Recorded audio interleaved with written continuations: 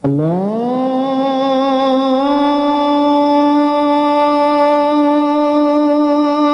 Akbar, Allahu Akbar.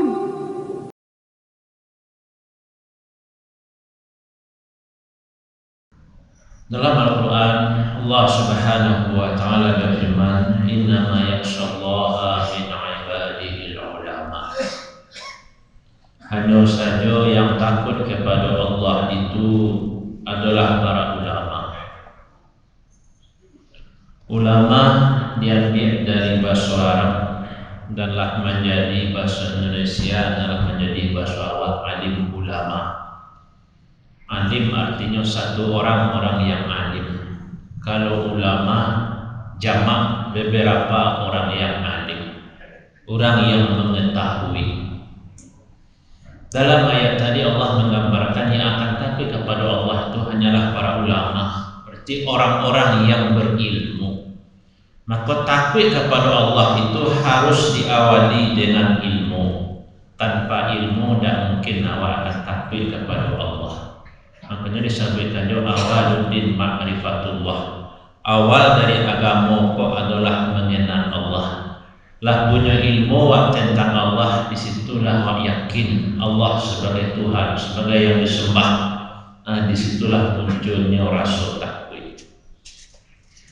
Kemudian dalam penggunaan selanjutnya, ulama itu lebih khusus digunakan ke orang-orang yang alim, orang-orang yang menekipanya ilmu, orang-orang yang mengajarkan ilmu agama, orang-orang yang banyak tapi tua, dan itulah yang lazim digunakan lebih dari sekedar orang yang punya ilmu.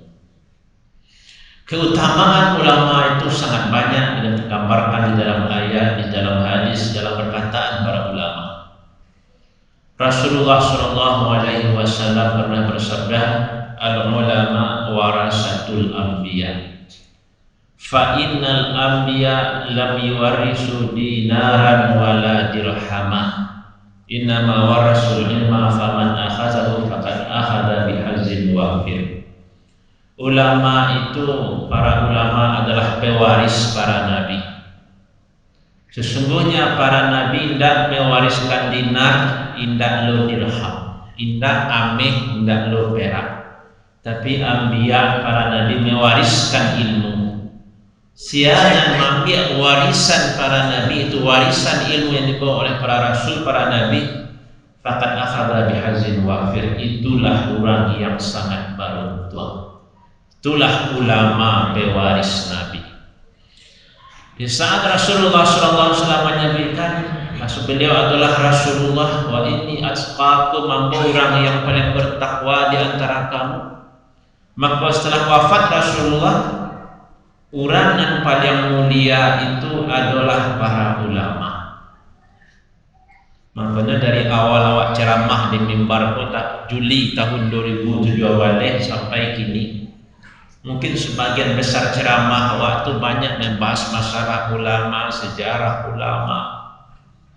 Karena ulama itu adalah manusia yang paling mulia. Ulama itu akan jadi tauladan bagi awak. Kalau laqad kana lakum fi Rasulillah uswatun hasanah, Rasulullah uswah hasanah kalau awak bisa mengambil langsung dari Nabi. Tapi tetap awak butuhkan ulama. Contoh, salu kama ra'aitumuni usalli. Salatlah kamu seperti kamu melihat aku salat. Tapi rukun sembahyang siapa memberi? Ulama. Dan Nabi mengajar rukun sembahyang 3 balik. Rukun berwudu iko, syarat wudu iko, rukun nikah iko, itu ulama yang membuat. Makanya ulama itu beda-beda pendapat karena hasil pemahamannya terhadap perbuatan dan perkataan Rasulullah. Di sekolah lahir pendapat Syafi'i, mazhab Syafi'i. Di sekolah lahir Imam Maliki, berarti pendapat Imam Maliki terhadap hadis-hadis Nabi, terhadap ayat-ayat Al-Quran dan hadis beda-beda. Jadi awak tidak bisa lebih dari ulama. Makanya Nabi mengingatkan al-ulama warasatul anbiya. Kemudian dalam hadis lain, Innallaha la yaqbidul ilma intiza'an yantazi'uhu minal abdi. Hadis ko sangat terkenal ini, banyak di media sosial sejak wafatnya Syekh Ali Jaber. Arti hadis, Allah tidak mencabut ilmu itu dengan menghilangkan dari hati seseorang, tapi Allah mencabut ilmu itu dengan mewafatkan para ulama, sehingga tidak ada ulama yang tersisa. Maka orang mangkit orang-orang yang tidak berilmu menjadi ulama, kemudian ditanyalah orang tu fadallu wa adallu, dijawabnya tanpa ilmu, maka orang tu sasek lagi menyesatkan. Karena wafatnya ulama itu sulit untuk dicari gantinya, walaupun ada tetap dia tidak sama. Itu banyak di media sosial saya lihat telah hilang ulama Indonesia Syekh Ali Jaber. Kemudian di grup banyak orang menulis ulama-ulama yang wafat selama bulan Januari ini, 20 orang ulama. Pula ulama-ulama Indonesia yang wafat, tapi tidak ada yang dari Sumatera, ulama Jawa saya sadonya. Ke pelajaran itu untuk awak. Meninggal Habib Ali Assegaf, itu adalah guru para ulama di Jakarta. Ulama Indonesia, banyak puji-pujian ke ulama itu dari pondok pesantren Niko, dari majelis taklim Niko. Sadonya di Jawa, tidak ada ulama dari Minang, tidak ada ulama di Sumatera. Ke satu sisi itu alhamdulillah, tapi ada pelajaran yang bisa awak ambil. Bahasa tradisi memuliakan Habib, tradisi memuliakan ulama itu lebih kuat, lebih nampak di daerah lain daripada di daerah awak. Maka kadang orang hafal surah Yasin, pandai mendoa, dah jadi guru agama, itu lah jadi kiai, lah dibesarkan, lah diagungkan. Tapi kalau di daerah awak, mungkin ada lah. Karena kriteria ulama di tempat awak kok agak tinggi dibanding di daerah lain.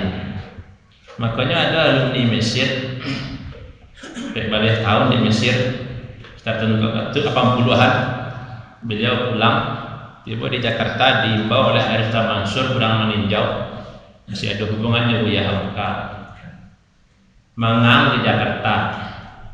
Saya hilang pulang ke Padang. Kalau di Jakarta kan jadi Buya Gadang, jadi Ustad, itu biasa. Tawang dah, orang Padang itu seketik bahaya Yahudi, itu dah bahasa beliau. Jadi kalau Ustaz kondang mau ke Jawa itu biasa, tapi kalau di Sumbar Pak jadi Ustaz kondang, Ustaz hebat, baru luar biasa.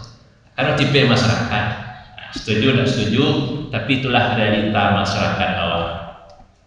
Jamaah zuhur rahimakumullah. Jadi di dalam Islam kedudukan ulama itu sangat mulia.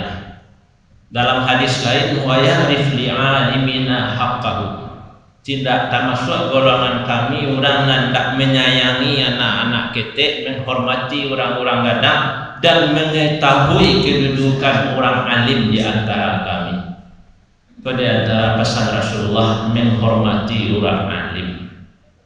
Begitu di kalangan sahabat setelah wafat Rasulullah SAW, para sahabat itu sangat menghormati sahabat-sahabat yang lebih diulamakan.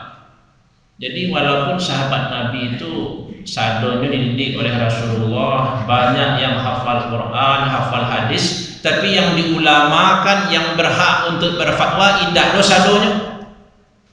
Seperti di Makkah itu yang berfatwa Ibnu Abbas, di Madinah itu adalah sahabat yang berfatwa. Dah sadonya ulama, walaupun hafal Quran, walaupun bergaul dengan Rasulullah.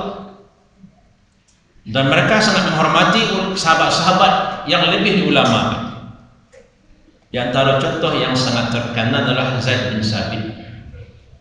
Zaid bin Sabit adalah orang yang acuk disuruh Rasulullah menuliskan wahyu setiap wahyu turun. Maka Ibnu Abbas, anak paman Rasulullah, gadangnya di rumah Rasulullah, dia sangat menghormati ulama yang langsung menjadi gurunya, yaitu Zaid bin Sabit.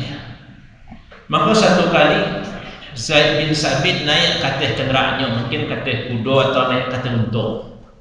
Kalau naik katih kuda itu kan ada pelataan kaki itu palano. Maka waktu Zaid bin Sabit naik katih kuda, ditolong oleh Ibnu Abbas melataan kakinya katih palano tadi.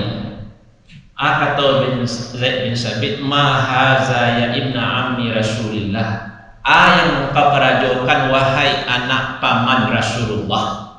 Karena Ibnu Abbas adalah anak paman Rasulullah. Apa jawaban Ibnu Abbas? Hakaza umirna bi ulama'ina, seperti kolah awak diperintahkan kepada ulama awak. Saya yang merintahkan, tidak lain itu saya Islam. Seperti itu Ibnu Abbas, anak paman Rasulullah, menghormati ulama di kalangan sahabat.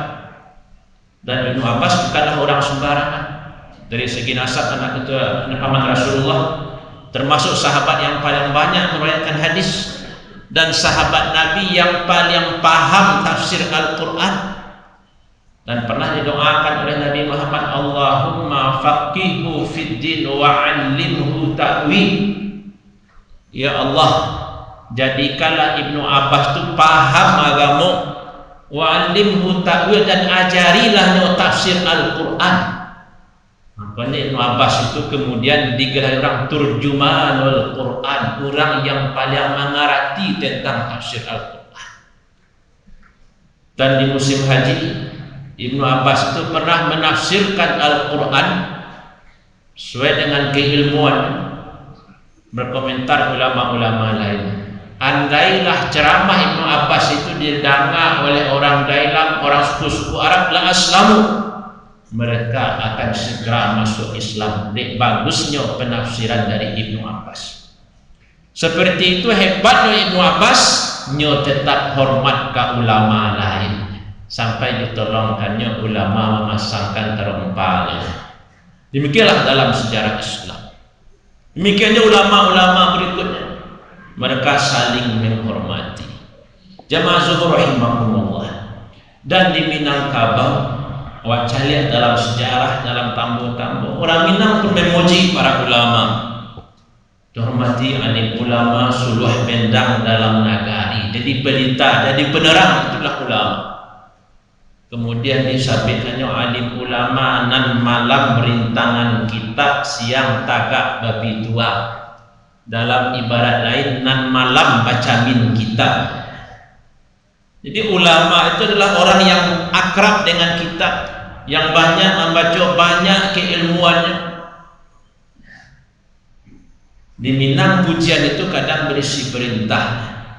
Kalau orang menyebutkan alim ulama nan malam berintangan kitab, malam baca min kitab, seorang orang alim yang tahu ilmu agama harus banyak membaca, banyak keilmuan, karena ilmu agama itu sangat luas. Al-Quran ayatnya tidak pernah bertambah segitu tabah Al-Quran, tapi kitab-kitab tafsir yang dikarang oleh para ulama tidak pernah habis. Penafsiran Al-Quran itu harus dibuat baru, disesuaikan dengan bahasa orang kini. Ya, dulu Mahmud Yunus sebelum Indonesia merdeka lah mengarang tafsir itu bahasa yang ada dulu di zaman itu. Buya Hamka kemudian mengarang tafsir dengan keilmuan beliau, dipengaruhi loh bahasa yang ada di zaman itu. Begitu zaman kini lebih belakang barangkali Pak Quraisy mengarang tafsir Al-Quran cetak itu, tapi ulama itu terus menafsirkan dalam menafsirkan. Itulah salah satu bukti, inna nahnu nazzalna al-Quran wa inna lahafizun. Kami yang menurunkan Al-Quran dan kami yang menjaganya. Buktinya ada orang terus selalu mempelajari, mendalami Al-Quran. Di sekolah keilmuan ulama yang pertama. Kemudian hadis-hadis Rasulullah itu sumber ilmu yang harus didalami oleh para ulama. Memahami Al-Quran, memahami hadis memerlukan bahasa Arab. Maka ilmu agama, kalau orang berada di pesantren banyak cabangnya. Bahasa Arab itu tabakilo agak 10, nahu, saraf, mantiq, ma'ani, bayan, balaghah, macam-macam. Kemudian adalah ilmu fikih, adalah ilmu usul fikih. Makanya pelama orang berada di pesantren itu awal untuk jadi ulama. Makanya pondok pesantren itu yang mendidik calon-calon ulama. Selesai di pesantren lanjut kuliah, kemudian di Jebolo mengembangkan ilmu seiring perjalanan waktu. Wa ja'alna minhum a'immatan yahduna bi amrina lamma sabaru wa kanu bi ayatina yuqinun. Kami jadikan mereka para imam, jadi petunjuk dengan ayat kami di saat mereka sabar dan yakin. Maka penuntut ilmu yang sabar dengan tugasnya mendalami ilmu, mengajarkan ilmu, menjadikan contoh ke masyarakat, sabar dengan jalan keulamaan, insya Allah akan menjadi ulama. Wa kanu bi ayatina yuqinun, dan yakin dengan jalan keulamaan. Jamaah rahimakumullah, pesan terakhir, kini tren masyarakat banyak mendorong anak-anak untuk hafiz Quran, memasukkan anak ke sekolah Islam, memasukkan anak ke pondok pesantren. Maka yang perlu tugas orang tua itu diantaranya tanamkan keyakinan ke anak supaya sabarnya menempuh jalan keulamaan. Kalau kini nyolah hafiz Quran sajus dorongnya untuk jadi hafiz betul-betul 30 juz. Kalau kini nyolah di pondok pesantren, dorongnya benar-benar mendalami ilmu agama supaya jadi nanti jadi ustaz, jadi buya, jadi ulama, pengganti ulama-ulama yang sudah wafat. Dan terakhir, kalau tadi Nabi Muhammad waktu kete Ibnu Abbas didoakan supaya paham ilmu agama agar jadi ahli tafsir, sarancaknya awak selaku orang tua pun seperti itu. Awak doakan anak awak supaya orang yang mengerti Al-Quran, menjadi orang yang alim. Doakan setiap awak sujud, setiap awak tahajud, setiap bermunajat kepada Allah. Kalau acak-acak berdoa berpuluh-puluhan tahun, insya Allah putra-putri awak, keluarga awak, cucu awak ada yang menjadi ulama pewaris Nabi. Itulah manusia yang paling mulia. Itu harus menjadi akidah, keyakinan awak dan amalan awak sehari-hari.